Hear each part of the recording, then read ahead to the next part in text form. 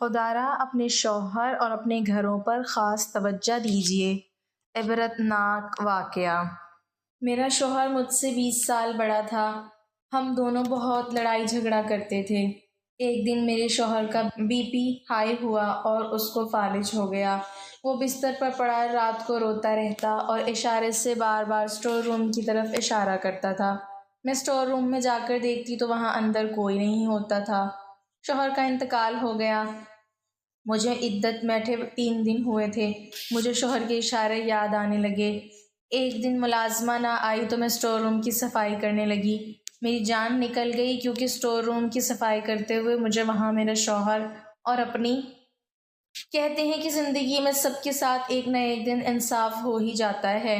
کچھ لوگوں کے ساتھ انصاف ہو جاتا ہے اور ان کو پتہ ہی نہیں ہوتا۔ میں بھی انہی لوگوں میں سے تھی۔ میرا نام مریم ہے۔ میں بہت زیادہ خوبصورت نہیں تھی۔ میرے ماں باپ نے میری شادی ایک گورنمنٹ کے ملازم سے کروائی تھی جو ایک بہت بڑے محکمے میں کام کیا کرتا تھا۔ وہ عمر میں مجھ سے 20 سال بڑے تھے اور اس کے سر پر ایک بھی بال نہیں تھا۔ ہم لوگ جب ساتھ باہر جاتے تو لوگ سمجھتے تھے کہ میں اس کی بیٹی ہوں۔ اس نے مجھے کہا کہ میں زیادہ کھانا کھایا کروں تاکہ میرا 7 سے 8 کلو وزن بڑھ جائے اور میں بھی اس کے برابر کی رگنے لگوں۔ میں نے مذاق میں کہہ دیا کہ آپ اپنا وزن کم کیوں نہیں کر سکتے، اور اگلے ہی پل اس نے میرے منہ پر تھپڑ دے مارا۔ ابھی ہماری شادی کو 4 دن بھی نہیں ہوئے تھے اور اس نے مجھے اتنی زور سے تھپڑ مارا کہ میں زمین پر گر گئی۔ میں حیران رہ گئی کہ میں تو مذاق کر رہی تھی۔ اس شخص نے مجھے اتنی زور سے مارا۔ اس نے کہا کہ عورت ہو، عورت بن کے رہو۔ اس گھر میں تمہارے لیے سب کچھ میں ہی کرتا ہوں اور آئندہ بھی میں نہیں کرنا ہے۔ تمہیں کوئی بھی حق نہیں پہنچتا کہ تم میرا کسی بھی حوالے سے مذاق بناؤ۔ میں نے کہا کہ میں مذاق نہیں بنا رہی، لیکن اس نے اس بات کا بہت برا منا لیا اور اس کے بعد بھی مجھے طعنے دیتا رہا۔ وہ روز میرے لیے ایسی چیزیں لے کر آتا تھا جن کو کھانے سے میرا وزن بڑھ جائے۔ مجھے ایسی چیزیں کھانے کی عادت نہیں تھی۔ کبھی میرے لیے پائے تو کبھی میرے لیے برگر، یہاں تک کہ میرا معدہ خراب ہو گیا۔ لیکن اس نے کہا کہ اگر تم کھاؤ گی یہی چیزیں کھاؤ گی، نہیں تو کچھ بھی نہیں کھاؤ گی۔ الٹی سیدھی چیزیں کھانے کی وجہ سے میرا وزن تو بڑھ گیا، عجیب طرح سے میں عجیب بے ڈھنگی سی لگنے لگی تھی۔ سب لوگ مجھے کہا کرتے تھے کہ شادی کے بعد تمہیں کیا ہو گیا ہے، اچھی بھلی تم خوبصورت ہوا کرتی تھی، اتنی جلدی وزن بڑھا لیا۔ لوگوں کو بتانے کی بھی تو اجازت نہیں تھی۔ زندگی بہت بری گزر رہی تھی میری۔ اس شخص نے مجھ پر ہاتھ اٹھایا، میرے ماں باپ کے سامنے مجھے شرمندہ کروایا، میرے ماں باپ کو گالیاں دیتا، طعنے دیا کرتا۔ مجھے ایک رتی برابر بھی عزت نہیں دی اس نے۔ مجھے لگا کہ وہ میرا خرچہ اٹھائے گا، لیکن اب اس نے مجھے کہنا شروع کر دیا کہ اگر پیسے چاہیے تو تم اپنی نوکری خود کر لو۔ زندگی میں سکون نہیں تھا، کوئی نہ کوئی بات کرتا ہی رہتا تھا وہ۔ میں نے اسکول میں نوکری کرنا بھی شروع کر دی اور میری حالت ایسی ہوتی تھی کہ کبھی کبھی میں اسکول کی کسی لڑکی کے سامنے ہی رونے لگ جاتی۔ باتیں بتانے لگتی، وہ لڑکی بھی حیران رہ جاتی کہ ٹیچر کو ہو کیا گیا ہے، کیونکہ میرے پاس کوئی بھی نہیں تھا جس سے میں بات کر سکتی۔ میرے شوہر کا کہنا تھا کہ جب ایک عورت کو مارو نہیں، وہ آپ کے ساتھ اچھے طریقے سے نہیں رہتی، اسی لیے میں اپنی بیوی کو بلا وجہ بھی مارتا رہتا ہوں۔ اپنے دوستوں کے سامنے بھی میری بے عزتی کرواتا رہتا، اور ہمارے ہاں کوئی اولاد بھی نہیں ہو رہی تھی۔ زندگی بہت بری ہو گئی تھی، لیکن کسی کو کچھ نہیں بتا سکتی تھی۔ سب کے سامنے جھوٹ بولنا پڑتا تھا کہ سب کچھ بالکل ٹھیک ہے۔ لوگ اچھی بھلی تھی، پتہ نہیں اس کو میرے ساتھ کیا عداوت تھی۔ میں بہت زیادہ پریشان رہا کرتی تھی، ہر طرح سے اس کو پسند آ جانے کی کوشش کیا کرتی، وہ جو کہتا میں مان لیا کرتی، لیکن چاہے میں اس کی جتنی بھی مانوں چاہے نہ مانوں، اس سے مجھ پر یہ غصہ آتا رہتا تھا۔ کبھی کبھی تو مجھے ایسا لگتا تھا کہ کسی اور بات کا غصہ ہے جو مجھ پر نکال رہا ہے، کیونکہ مجھ پر غصہ نکالنے کے بعد وہ اپنے دوستوں کے ساتھ ہی باہر چلا جایا کرتا، دوستوں کے ساتھ ہنسی مذاق بھی کرتا اور بہت زیادہ خوش بھی رہا کرتا۔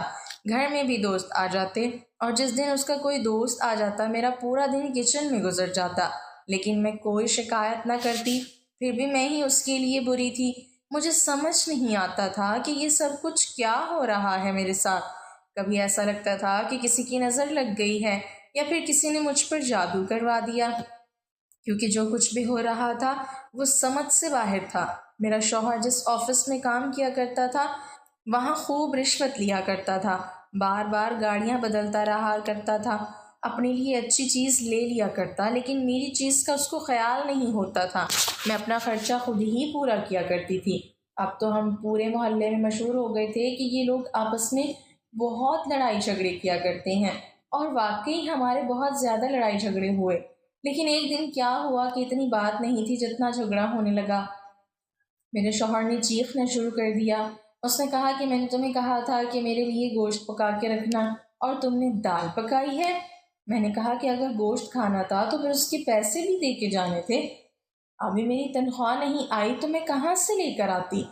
یہاں اس سے لڑائی شروع ہوئی، اور پھر ادھر ادھر کی باتوں سے ہوتے ہوئے بات یہاں تک پہنچ گئی کہ میں تمہارے ساتھ رہنا ہی نہیں چاہتا، تم تو مجھے اچھی نہیں لگتی، ایک دن بھی میرے دل میں نہیں سمائی، تمہارے ساتھ مجبوری میں رہ رہا ہوں۔ میرے شوہر نے بہت ہی زیادہ غصہ کیا، اس کا بی پی ہائی ہو گیا اور اس کو کوئی عجیب قسم کا دورہ پڑ گیا۔ مجھے سمجھ نہیں آ رہی تھی کہ کیا سے کیا ہو رہا ہے۔ رات کا وقت تھا، میں نے ایمبولینس کو کال کر دی اور ڈاکٹر کے پاس لے کر گئے، لیکن ڈاکٹر نے کہا کہ آپ نے دیر کر دی ہے، آپ کے شوہر کو فالج ہو گیا ہے، اب نہ تو یہ چل سکتے ہیں اور نہ ہی بول سکتے ہیں، ان کا سارا جسم بیکار ہو گیا ہے سوائے ان کی آنکھوں کے اور ہاتھ کی 2-4 انگلیوں کے علاوہ۔ میرے شوہر کا پورا جسم بیکار ہو گیا تھا۔ اس نے غصہ کر کے اپنا بی پی ہائی کیا اور بی پی ہونے کی وجہ سے اسے فالج کا دورہ پڑ گیا تھا۔ 2-4 دن اسے ہسپتال میں رکھا گیا اور اس کے بعد گھر لے آئے۔ اب میں اس کا خیال رکھا کرتی تھی۔ وہ کچھ بولتا نہیں تھا اور ہل بھی نہیں سکتا تھا۔ اس کی آنکھوں میں مجھے کوئی ندامت اور شرم نظر نہیں آئی تھی۔ میں بھی اس بات سے بالکل بھی خوش نہیں تھی۔ اس کے ساتھ یہ سب کچھ کیا ہوا ہے؟ وہ میرا شوہر تھا، میرے دل میں یہ بات آ ہی نہیں سکتی تھی۔ بیوی کبھی بھی اپنے شوہر کا نقصان نہیں کروانا چاہتی، چاہے شوہر جیسا بھی ہو۔ اب اس کے گھر میں پیسے بھی نہیں آ رہے تھے، میں نوکری بھی کرتی، اس کو بھی سنبھالتی، گھر بھی چلاتی، سب کچھ کیا کرتی۔ میرے شوہر کی آنکھیں بدلنے لگی تھیں۔ اس کو یہ احساس ہونے لگا تھا کہ جس عورت کو میں نے اتنا برا بھلا کہا، کہ جس عورت کے ساتھ میں نے اتنا برا کیا، لیکن پھر بھی یہ میرے ساتھ کتنا اچھا کر رہی ہے۔ ایک دن میرے شوہر نے عجیب سا اشارہ کیا، میں سمجھی نہیں کہ وہ کیا چاہتا ہے۔ ویسے اس نے انگلیوں سے اشارہ بنایا ہوا تھا جس کا مطلب تھا کہ مجھے باتھ روم جانا ہے یا پھر مجھے بھوک لگی ہے، لیکن آج اس نے جو اشارہ کیا وہ کچھ الگ تھا۔ وہ اسٹور روم کی طرف اشارہ کر رہا تھا، لیکن اس کا مطلب یہ نہیں تھا کہ اسے اسٹور روم جانے کی ضرورت تھی۔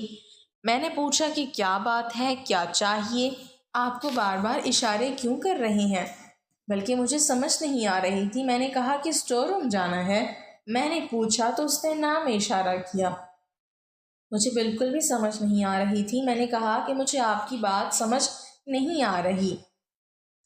میں نے گھر میں ایک نوکرانی رکھ لی تھی کیونکہ میں آتے دن پر نہیں ہوا کرتی تھی۔ اگر اسکول میں بچوں کو پڑھانے نہ جاتی تو پھر گھر کیسے چلتا؟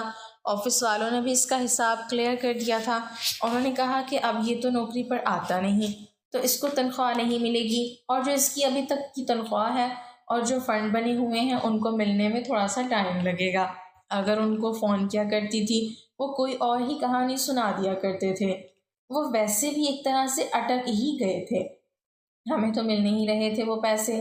میرے شوہر کا کام ایسا تھا کہ اسے بہت لوگ جانتے تھے، اس سے ڈرتے کہ اس کے دستخط کے بغیر فائل مکمل نہیں ہوتی۔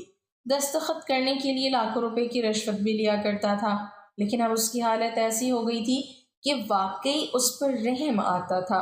اس کے کچھ رشتہ دار بھی تھے جو پہلے تو اس کے آس پاس منڈلاتے رہتے تھے، اس سے پیسے وغیرہ بھی لے کے جایا کرتے، لیکن آج کل بالکل بھی گھر نہیں آتے تھے، فون بھی نہیں کرتے تھے۔ میرے شوہر کو احساس ہو گیا تھا کہ اس کی مشکل وقت میں اس کی بیوی اس کے کام آ رہی ہے۔ میرا شوہر ہر روز رات کو اسٹور روم کی طرف اشارہ کرتا اور روتا رہتا۔ میں بھی رو پڑتی تھی، مجھ سے اس کی حالت دیکھی نہیں جاتی تھی۔ ہماری شادی کو اتنا عرصہ تو نہیں ہوا تھا، صرف 3 سال کا عرصہ ہی تو ہوا تھا۔ ہاں یہ بات الگ ہے کہ اس 3 سال میں اس نے میرا بہت خون جلایا تھا، مجھے بہت تکلیف دی تھی۔ لیکن میں نے اسے معاف کر دیا تھا کیونکہ شاید اس کو سزا مل چکی تھی۔ میں اسے سزا نہیں دینا چاہتی تھی۔ میرا شوہر بار بار روتا تھا اور اسی طرح بار بار اشارہ کرتا تھا۔ میں اس کی ضد پر جا کر دیکھتی بھی تھی، لیکن اسٹور روم میں ایسا کچھ نہیں تھا، نہ تو کوئی ایسی چیز جو اس کو چاہیے تھی اور نہ ہی کوئی ایسی چیز جو اس کی تھی۔ انسان جو بستر مرگ پر پڑا ہے، وہ اگر کوئی بار بار بات کرے تو ظاہر ہے کہ وہ ایک ضروری بات ہوگی، لیکن مجھے سمجھ نہیں آ رہا تھا۔ ایک دن میرے شوہر کی کزن بھولے بھٹکے وہاں آ گئی۔ شوہر سے تو نہیں ملی، لیکن میرے ساتھ عجیب و غریب قسم کی باتیں کرتی رہی۔ کہنے لگی کہ ان کی بقیہ تنخواہ اور فنڈ کے پیسے کب ملیں گے۔ میں نے کہا کہ مجھے نہیں پتا، میں تو روز فون کرتی ہوں، لیکن وہ کوئی نہ کوئی بہانہ کر دیتے ہیں۔ وہ تو کافی سارے پیسے ہوں گے، ان کا کیا کرو گی؟ میں نے کہا کہ علاج کرواؤں گی، شاید ان کو دوسرے شہر لے کے جاؤں تاکہ اس کا علاج ہو سکے۔ کہنے لگی کہ جہاں پر یہ کام کرتا تھا سنا ہے بہت رشوت چلتی ہے، تو جو پیسے لے کر آتا تھا وہ کہاں کرتا تھا؟ اس نے کوئی دوسری شادی تو نہیں کی ہوئی؟ میں نے کہا کہ مجھے نہیں پتا، لیکن مجھے تو وہ پیسے نہیں دیا کرتا تھا۔ کہنے لگی کہ پھر ضرور اس نے کوئی دوسری شادی کی ہوگی۔ میں نے کہا کہ اگر ایسا ہوتا تو وہ عورت ابھی تک منظر عام پر آ جاتی، لیکن میرے شوہر نے نہ تو مجھے کچھ بتایا اور نہ ہی ایسا ہوا کہ… کہنے لگی تھی کہ اب لگتا ہے تم جھوٹ بول رہی ہو، میں نے سنا ہے کہ یہ روزانہ نہ جانے کتنے ہزار روپے لوگوں سے رشوت لے لیا کرتا تھا۔ اتنے سارے پیسے اس نے کہاں کر دیے؟ تمہارے ہی ناز نخرے اٹھائے ہوں گے۔ مجھے بھی غصہ آ گیا اور میں نے کہا کہ دیکھو، میں نے نوکری کے لیے مہینے کے 30 دن ذلیل ہوا کرتی ہوں، گرمی ہو یا سردی میں ضرور جایا کرتی تھی۔ اپنے کام پر ہزاروں بچوں کے ساتھ اپنا دماغ خراب کیا کرتی تھی، تب کہیں جا کر مجھے وہ 25,000 روپے ملا کرتے، اور وہ بھی گھر میں کھانے پینے میں لگ جایا کرتے تھے۔ مجھے نہیں پتا، اس کے پیسوں کو اگر تم نے تلاش کرنا ہے تو کر لو، اس کے پیسوں کو بھی اور اس کی دوسری بیوی کو بھی، اور وہ جب مل جائے تو مجھے بتا دینا۔ اس سے زیادہ میں کچھ نہیں کہہ سکتی۔ اس نے کہا کہ تم بہت بدتمیز ہو، تمہارا شوہر بھی ایسے ہی بدتمیز تھا، تمیز کے ساتھ یہ سب کچھ ہوا ہے، دیکھنا کہیں تمہارے ساتھ بھی ایسا نہ ہو جائے۔ وہ چارپائی پہ پڑا ہے، تم اس کی دیکھ بھال کر رہی ہو، اور اگر تم بھی چارپائی پر پڑ گئی تو پھر تمہاری دیکھ بھال کون کرے گا؟ دونوں میاں بیوی اسی طرح پڑے اس دنیا سے رخصت ہو جاؤ گے۔ میں حیران تھی کہ لوگ کسی بھی حال میں آپ کو نہیں چھوڑتے۔ میں ابھی بھی اس کے ساتھ کوئی بدتمیزی نہیں کرنا چاہتی تھی۔ میں نے اسے کہا ٹھیک ہے، اب وہ یہاں سے جا سکتی ہے۔ وہ وہاں سے چلی گئی۔ میں نے اپنے شوہر کو یہ سب کچھ بتایا، وہ بھی سن رہا تھا، سمجھ بھی رہا تھا، لیکن بول نہیں سکتا تھا۔ اس کی آنکھوں میں بھی آنسو آ گئے۔ وہ مجھ سے بہت ساری باتیں کرنا چاہتا تھا، لیکن اب وہ بول نہیں سکتا تھا۔ ڈاکٹر کو چیک کروایا تھا، ڈاکٹر کا کہنا تھا کہ آپ ان کا علاج کروا لیں، لیکن مسئلہ حل ہونے والا نہیں ہے، فی الحال تو ایسے ہی لگ رہا ہے۔ پھر بھی اگر آپ کو کسی دوسرے ڈاکٹر سے کوئی مشورہ لینا ہے تو آپ کسی اور ڈاکٹر کے پاس لے جائیں، کسی اور شہر میں لے جائیں، ہم تو یہی کہہ سکتے ہیں۔ ڈاکٹر بھی ہر مہینے آیا کرتا تھا، لیکن کوئی بھی اچھی خبر نہیں سنا رہا تھا۔ بس میرا شوہر بار بار اسٹور روم کی طرف اشارہ کرتا، مجھے یہ بات سمجھ نہیں آتی تھی۔ وہ روتا رہتا۔ ڈاکٹر کہتے تھے کہ اگر روتا رہے گا تو اس کی دوائی اثر نہیں کرے گی۔ میں اس کو تسلی دیا کرتی تھی، لیکن اس کے دل کو سکون نہیں ملا تھا۔ اسی طرح ایک صبح میں اپنے شوہر کو جگا رہی تھی، لیکن وہ جاگ نہیں رہا تھا۔ تھوڑی دیر کے بعد مجھے احساس ہوا کہ وہ شاید اس دنیا میں نہیں ہے۔ میرے قدموں تلے سے زمین نکل گئی۔ میں نے فوراً ڈاکٹر کو بلایا۔ ڈاکٹر نے کہا کہ یہ شاید رات میں ہی اس دنیا سے رخصت ہو گئے، اور یہی ان کے لیے اچھا تھا، کیونکہ اس طرح کی زندگی کو جیا نہیں جاتا۔ تو جب انسان اپنی امید چھوڑ دیتا ہے، ویسے بھی زندہ نہیں رہا جاتا۔ مجھے اپنے شوہر کے جانے کا بہت دکھ تھا۔ اس نے چاہے جتنا بھی برا کیا ہو، پھر بھی اس کے ساتھ ایسا کچھ نہیں ہونا چاہیے تھا۔ اسے زندہ رہنے کا حق حاصل تھا۔ اس نے دفنا دیا گیا اور میں عدت میں بیٹھ گئی۔ میں نے کہا کہ میں عدت پوری کروں گی۔ اس بیچ میں میرے گھر میں نوکرانی آیا کرتی تھی اور گھر کے کاموں کو وہی کیا کرتی تھی، باہر سے سامان وغیرہ بھی وہی لا کر دیا کرتی تھی۔ میں باہر بالکل بھی نہیں جاتی تھی۔ اپنے شوہر کی روح کو عزت دینے کا میرے پاس یہی طریقہ تھا۔ میں عدت پوری کرتی اور میں یہی کر رہی تھی۔ ایک دن دروازے پر دستک ہوئی اور مجھے نوکرانی نے آ کر بتایا کہ آپ سے کوئی عورت ملنا چاہتی ہے، اس کے ساتھ 2 بچے بھی ہیں۔ میں نے کہا کہ نام کیا ہے اس کا؟ جب اس نے مجھے بتایا تو میں نے کہا کہ میں تو ایسی کسی عورت کو نہیں جانتی، اسے بیٹھک میں بٹھاؤ، میں آ رہی ہوں۔ جب میں گئی تو میں نے اس عورت کو دیکھا۔ میں نے اس کو واقعی پہلے کبھی نہیں دیکھا تھا، اور ان بچوں کو بھی نہیں۔ اس نے کہا کہ میں تمہارے شوہر کی دوسری بیوی ہوں، ہماری شادی کو 2-2.5 سال ہو گئے ہیں، یعنی جب اس نے تم سے شادی کی اس کے 4 مہینے بعد ہی اس نے مجھ سے شادی کر لی۔ میں اپنے بچوں کا اور اپنا حق لینے آئی ہوں۔ میں نے جب اس کو یہ بات سنی تو میں حیران رہ گئی۔ اس کا مطلب ہے کہ شاید میرے شوہر کے رشتہ داروں کو بھی شک تھا کہ میرے شوہر نے دوسری شادی کر لی، تبھی تو وہ یہ بات کر کے گئی تھی۔ جو عورت اس دن میرے گھر آئی تھی جھوٹ نہیں بول رہی تھی۔ میں نے کہا کہ مجھے اس بارے میں پتہ نہیں تھا، اور تمہیں شرم نہیں آئی کسی کے شوہر سے دوسری شادی کرتے ہوئے؟ اس نے کہا کہ دیکھو، شرم کی بات مجھ سے نہیں کرو، میں بھی مجبور تھی، اور میں تم سے زیادہ خوبصورت ہوں۔ وہ مجھے پسند کرتا تھا، اس نے مجھ سے شادی کر لی اور 2.5 سال میں 2 بچے بھی پیدا ہو گئے۔ میں حیران تھی۔ میں نے کہا اگر آج میرے بچے تو میں کم از کم اکیلی نہ ہوتی۔ میں نے کہا خوبصورت تو میں بھی تھی، لیکن اس نے جان بوجھ کے مجھے بدصورت بنانے کی کوشش کی۔ اس نے کہا کہ مرد ایسا کیوں کرے گا؟ شاید تمہاری قسمت خراب ہے۔ لیکن یہ ساری باتیں اب ماضی میں چلی گئی ہیں، وہ اس دنیا سے چلا گیا ہے، بس میرے بچوں کا حصہ چاہیے۔ میں نے کہا کہ وہ کچھ بھی چھوڑ کر نہیں گئے، اس کی نوکری والوں نے ابھی تک پیسے نہیں دیے۔ جب وہ پیسے آئیں گے تو میں اس میں سے تمہیں آدھے پیسے دے دوں گی، اور یہ گھر بھی ویسے کرائے کا ہے، اس گھر کو تو میں چلاتی ہوں، تمہارا شوہر نہیں چلاتا تھا، پیسے تم پر ہی لٹا کر آیا کرتا تھا، تبھی تو اس گھر میں 1 روپیہ بھی نہیں ہوتا۔ تم اس کی زندگی میں عیش کرتی رہی ہو، اب تمہیں کیا چاہیے؟ اس عورت نے مجھ سے جھگڑا کرنا شروع کر دیا اور گھر میں تلاشی لینے لگی۔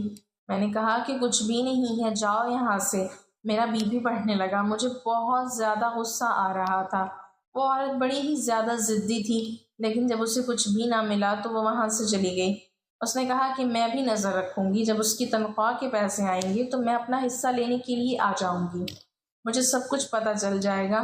میری نوکرانی نے مجھے 2-3 دن بعد بتایا کہ وہ اس عورت کو جانتی ہے، یہ تو غلط کام کرتی ہے، اسی طرح لوگوں سے شادی کرتی ہے، پھر بعد میں ان کی دولت مانگتی ہے، طلاق لینے کے بعد کہتی ہے کہ مجھے میرے بچوں کا خرچہ دے دو۔ پتہ نہیں اس نے یہ سب کچھ کیوں کیا، لیکن یہ اچھی عورت نہیں ہے، اس کو تو سارا محلہ جانتا ہے۔ میں نے کہا کہ میری زندگی میں کچھ اچھا بھی نہیں ہو سکتا، شوہر نے بھی مجھے تنگ کیا، میرے لیے اتنی مصیبت بنا کے چلا گیا، میں کیا کروں؟ ابھی مجھے عدت میں بیٹھے زیادہ وقت نہیں ہوا تھا، مجھے اپنے شوہر کا بار بار خیال آتا تھا کہ کیوں وہ اسٹور روم کی طرف اشارہ کرتا تھا، آخری وقت میں بھی وہ یہی کرتا رہا تھا، اور میرے دماغ میں اس کی یہ بات بس گئی تھی۔ یہ عورت بھی بہت عجیب ہوتی ہے، جب کسی سے محبت کرتی ہے تو اس کی بے وفائی بھی معاف کر دیتی ہے، لیکن مرد کے اندر اتنی طاقت نہیں ہوتی۔ مجھے تو آج تک یہ سمجھ نہیں آیا کہ میرے شوہر نے میرے ساتھ اتنا برا سلوک کیوں کیا، جبکہ میں نے اس کا کچھ بھی نہیں بگاڑا تھا۔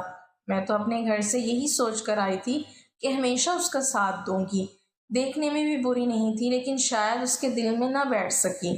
خوبصورت عورت ہے یا نہیں، اس کی اپنی خوبصورتی تو طے نہیں کرتی، نظر طے کرتی ہے۔ اگر مرد کی نظر کو کوئی عورت خوبصورت لگ جائے اور وہ خوبصورت نہ بھی ہو تو وہ اسے ملکہ بنا کے رکھتا ہے، اور کبھی کبھی اچھی شکل صورت والی عورت بھی جب مرد کی منظور نظر نہ بنے تو ان کی حالت میرے جیسی ہو جاتی ہے، کیونکہ آج کل تو حالات ہی ایسے ہیں۔ دن رات ٹینشن میں رہتی تھی، روتی رہتی تھی، اور کھانے پینے کو بھی کچھ نہیں ملتا تھا، لیکن اب میرے پاس کیا رہ گیا تھا؟